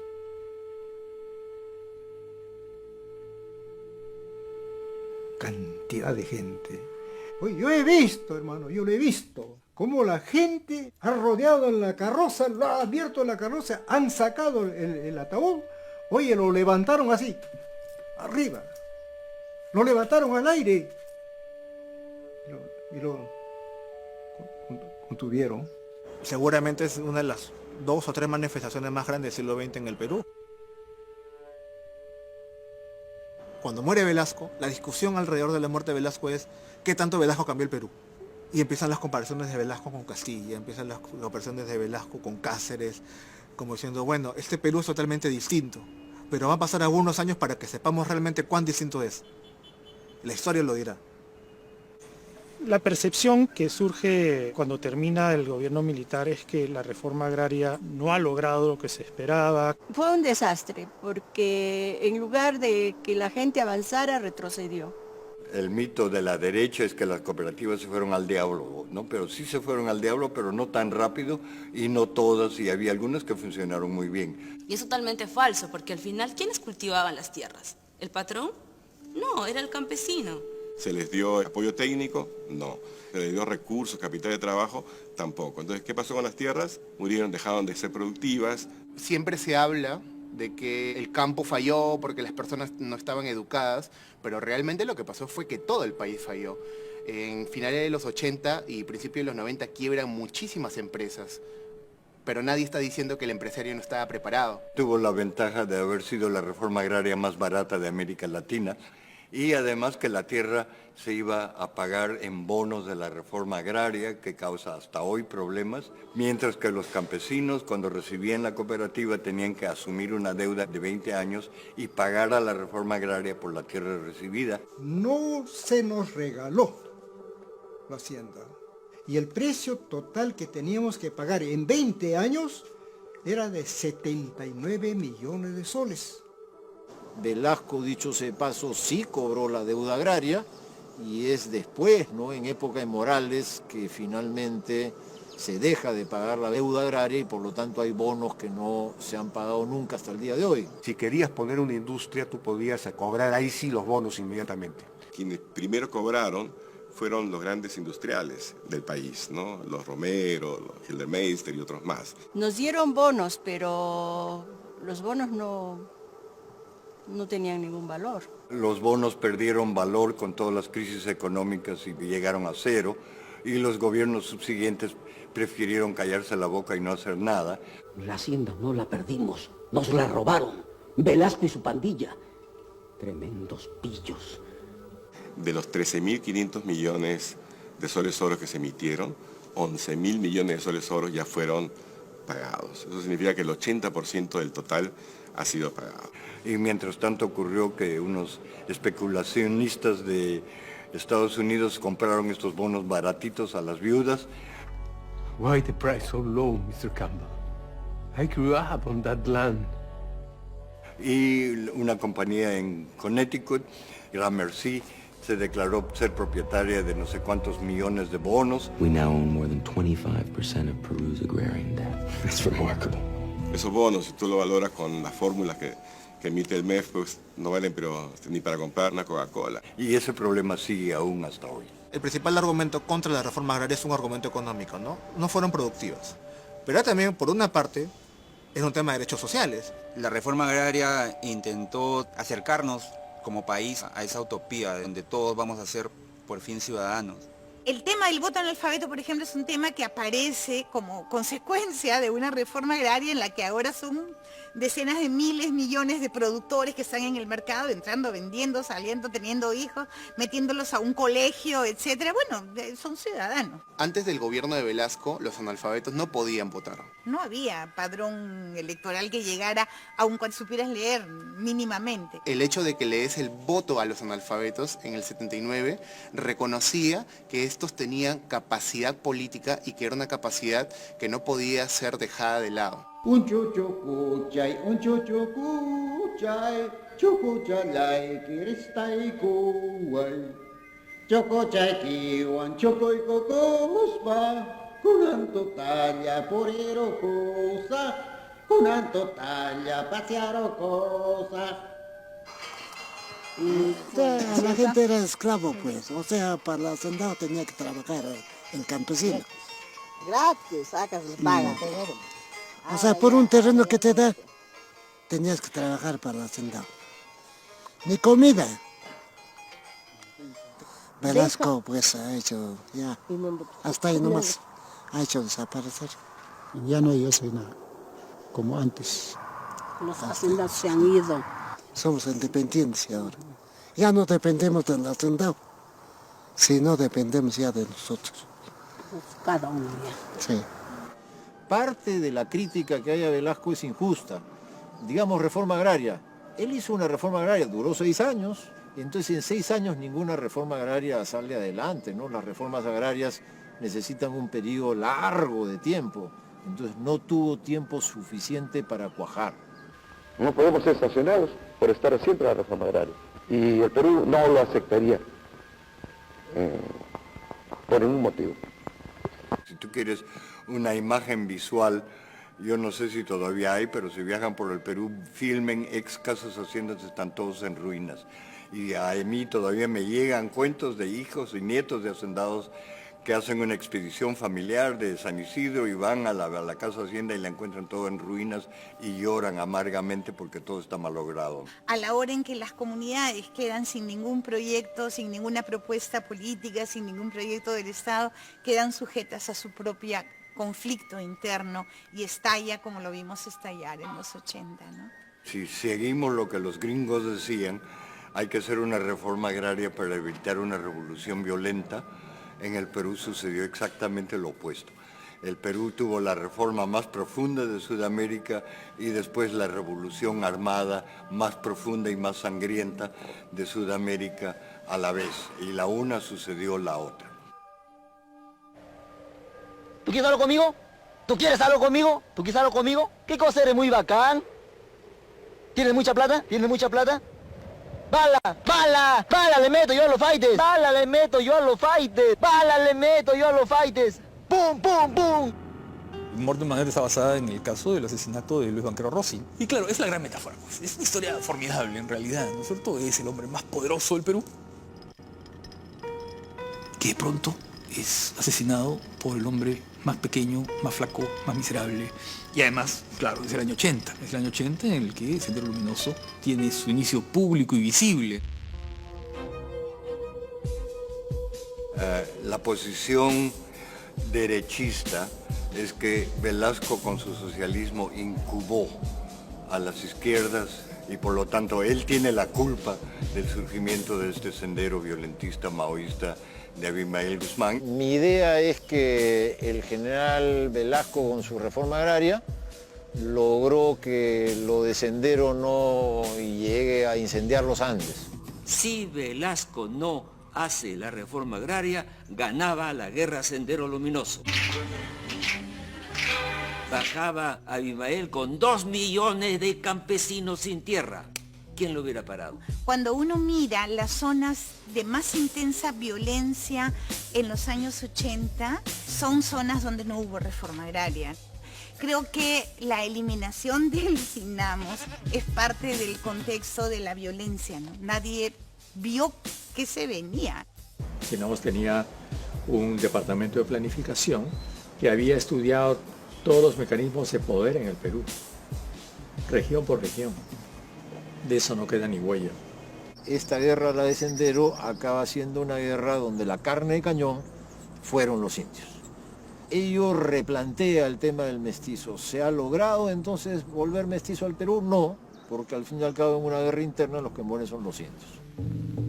Nos vamos porque aquí la vida es una mierda y allá es otra, pero distinta. Debido a la violencia política y a la gran crisis económica, no solamente continúa y se incrementa la migración, sino ocurre lo que Matos Mar llama desborde popular.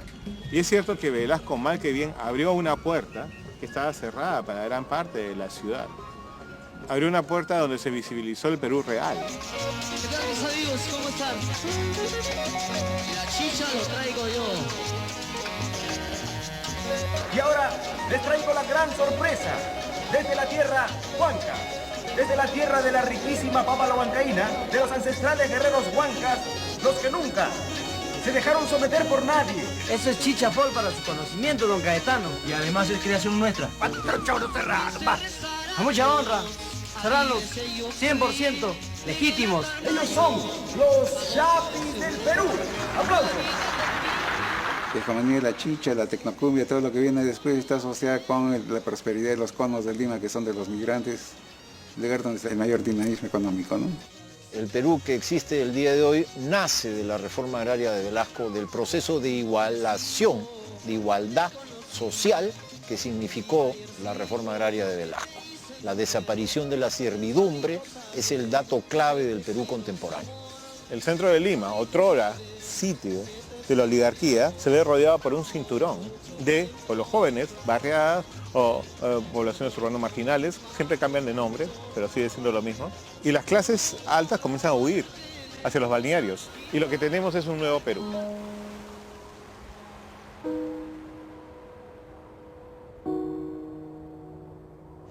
La diversidad, para que sea democrática, requiere tolerancia. Cholo, Cholo, ven acá. Si no hay empatía, no hay interés por el otro, la diversidad es el reino de la fragmentación. Profesor, seré cholo, pero repito, mi nombre es Hugo. Tú en tu barriada, en tu choza, y yo aquí en mi balneario con un muro que me separa de ti. Cholo, cámbiate a la punta derecha. ¡Mellán! No me parece que estemos caminando hacia la integración, porque la virtud que se requiere, que es la tolerancia, no veo que abunde en el Perú. Nos conmueve mucho más cuando la Catedral Notre Dame se incendia que cuando ocurre un derrame de petróleo, ¿no? No nos vemos reflejados en ellos, ¿no? No sentimos que tenemos algo en común. La diversidad es un horizonte muy lejano, ¿no? El Perú todavía es un país que cree que tiene una literatura peruana. Cuando tienes más de 40 lenguas, entonces tienes 40 literaturas. Mauro, Sitano, Aymara Tausunya, Mapinqao, Sana. Ancha Peru Pachana Karsik. Ukat, Wasan, Akam Kalai Street. Inacho. Kuna tayas, aksar, utsar kut en hani. El concepto de ciudadanía es una utopía, es como ciencia ficción. Hay 51 naciones amazónicas en el Perú. ¿Por qué no hay más representantes, por ejemplo, de las comunidades amazónicas en el Congreso? Por ejemplo, en el Perú no existe una universidad que sea en quechua. Es absurdo. ¿Por qué? Porque el quechua no es el idioma ni del conocimiento, ni del poder, ni de nada. ¿Cuándo? ¿Por qué no podría serlo? Todos somos racistas, porque todos somos pececitos dentro de esta laguna, ¿no? O sea, no hay manera de no serlo. Es lo que todos hemos hecho en el colegio, ¿no? Es el mapa del Perú, con los pedacitos de papel que son de 3 colores diferentes. Y cada región tiene un tipo racial. Los indígenas viven en la sierra, los nativos viven en la selva, en la costa somos mestizos. 3 regiones con imágenes diferentes, cosa que no sucede en todas partes del mundo. El otro es nombrado siempre de una forma, sea cholo, sea chicha. Doctor, lo busca un cholo. ¿Dónde está? Afuera. El cholo es visto a veces como una categoría diabólica, ¿no? La gente se persigna cuando escucha la palabra cholo. Claro, estamos ya en una época distinta donde ya la presencia de los cholos no tiene que ver solamente con el cholo de mierda, no lárgate de acá, sino también con esta expresión positiva de la choledad, el yo soy cholo, ¿no? Y el yo soy cholo y qué, ¿no?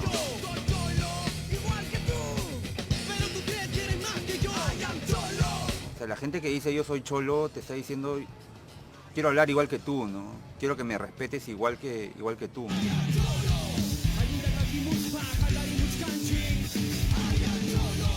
La Revolución Peruana de Velasco fracasó en lo político, pero yo creo que tuvo mucho éxito en la revolución cultural, porque sí es verdad, hay un antes y un después en la manera de mirarnos y de entendernos desde esa época. En algunos aspectos de nuestra historia tenemos una versión oficial. Guerra con Chile. Todo el mundo está de acuerdo de qué se trata, qué cosa fue y cómo Miguel Grau es nuestro héroe y que nos devolvieron Tacna, etc. Independencia también. Sobre la reforma agraria, después de Sinamos hay un silencio absoluto, una especie de vergüenza por los siguientes gobiernos de la reforma agraria y mejor es callarse la boca. Yo mismo en la primaria y en la secundaria recuerdo haberme formado en un colegio público con el discurso de que la reforma agraria fue un desastre, elaborados por las clases altas limeñas sobre todo. Tenías la imagen de que con Velasco se fueron las novelas mexicanas, ¿no? Los artistas se fueron, los Daltons desaparecieron, entonces de todo lo puedes culpar a Velasco, entonces esa es la primera imagen que uno tiene de eso. Fue el único presidente a lo largo de la vida republicana que se identificó con la clase trabajadora, con los pobres. Nadie puede quererlo, a nadie le puede caer bien, de repente a sus más allegados. A mí me parece que fue un resentimiento de este señor contra los hacendados. Todo el mundo tenía un tío abuelo, que Velasco personalmente lo sacó de su hacienda y le pagaron un sol, y en otros contextos no. Es más bien un momento de cambios, es que sus abuelos pudieron ir al colegio, terminaron la universidad. Fue un gobierno que se atrevió a ser país, como lo hizo de una forma autoritaria, vertical y con bastante rudeza y brusquedad. su intento de hacer país no cuajó y alguna gente que perdió muchos privilegios pues lo detesta a tal grado que lo considera el principal mal del país. Pero esto no es más que una forma de hablar de privilegiados que perdieron sus beneficios precisamente gracias al general Velasco. Mi familia y mi barrio veníamos de ancestros que no habían ido a la escuela, abuelos, abuelas que no habían estudiado cosas básicas como sumar o leer. Mi madre es la primera que aprende a leer y a escribir en una escuela rural y yo soy el primero en ir a la universidad. Hoy puedo estudiar, puedo trabajar, puedo ser una mujer que decide qué es lo que quiere hacer con su vida y que no tiene que tener miedo de ningún patrón. Y yo creo que hoy no nos debe avergonzar decir que somos los hijos de los pongos, de esas personas que trabajaron en las haciendas. Un indígena que se ponía en cuclillas junto al caballo para que el patrón pusiera el pie encima y se pudiera subir al caballo, eso no existe. Existe racismo, existen muchas formas de exclusión, pero esas ya no. Ahora son las transnacionales las grandes dueñas del mundo, que explotan a la naturaleza sin importarles para nada a la naturaleza ni las víctimas que van a ocasionar. Comunidades donde hay minería que están tomando agua contaminada, ¿no? Gente que vive talando árboles para los traficantes de madera que viven casi en condiciones de esclavitud, viven las mujeres. Te hacen préstamos, tú tienes que pagar los préstamos mientras no los pagues, estás atado, claro, es una forma de esclavitud moderna, ¿no? Porque hay un ideal mayor, que es el progreso, ¿no? Pero no es el progreso conjunto, sino es el progreso de una parte del Perú. La tierra es lo que los define, lo que define sus conceptos de amor, de protección, de muerte, de progreso. Y mientras que para nosotros, que vivimos en la ciudad, el progreso es otra cosa, ¿no? Tiene que ver más bien con tener cosas, hacer una maestría en el extranjero, hacer una película. Falta, sin embargo, una buena política agraria que favorezca a estas decenas de miles, centenas de miles de pequeños agricultores que se beneficiaron con la reforma, pero que se quedó como que allí, ¿no? Lo que el Perú ha hecho es lo que hace una familia tradicional. El Perú prefiere no hablar de los problemas, ¿no? Los deja ahí, que vayan envejeciendo como envejece el país.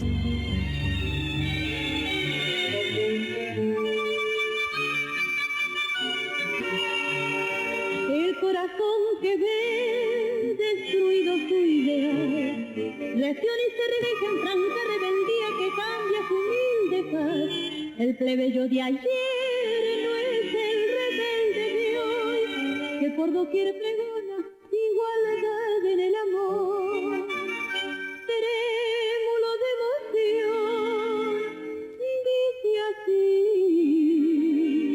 es su canción. El amor humano tiene algo de divino, pero no es un delito porque está allí. Y si el amor es puro, el deseo es sincero porque quitarme quiere la fe del corazón. Mi sangre aunque plebeya también tiñe de rojo y el alma en que se anida mi incomparable alma. Ella de noble cuna y yo un humilde plebeyo, ni distinta la sangre ni es otro el corazón. Señor, porque los seres no son de igual valor.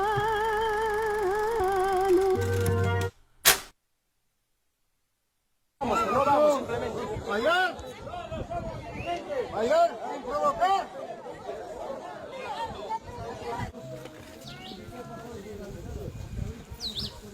Sectorizados, compañeros. Es por esa razón hay esta represalia. Así nos abusan a los campesinos. Ahorita estamos explotados totalmente, no hay precio para café, para coca, para todo lo que trabajamos. Pero antiguamente la tierra era virgen, ahora ya no es la tierra, pues ya está cansado también. Ese calentamiento global lo está fregando en todo el país, ya no hay agua. Ya no hay vida, ya es tiempo para reaccionar. No nos hacen caso, no nos escuchan, nos pasan por encima. Y eso, la verdad, enardece, fastidia y molesta.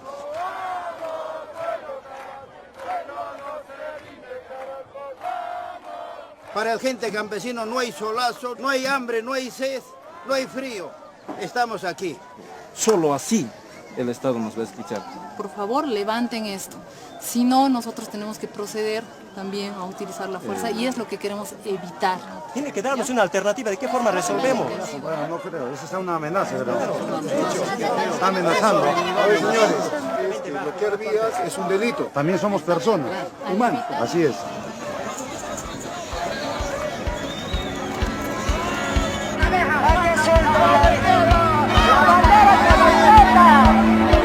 ¡Quiero fuerza! Venceremos siempre, ganando.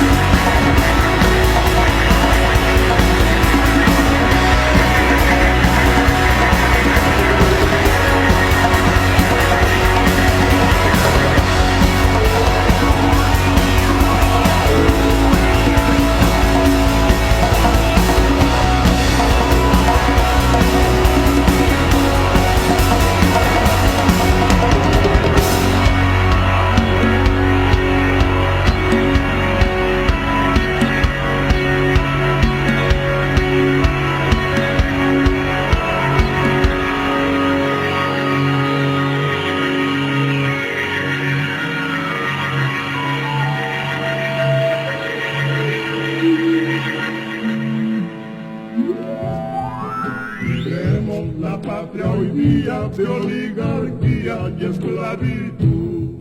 Libremos la patria mía para que viva la juventud.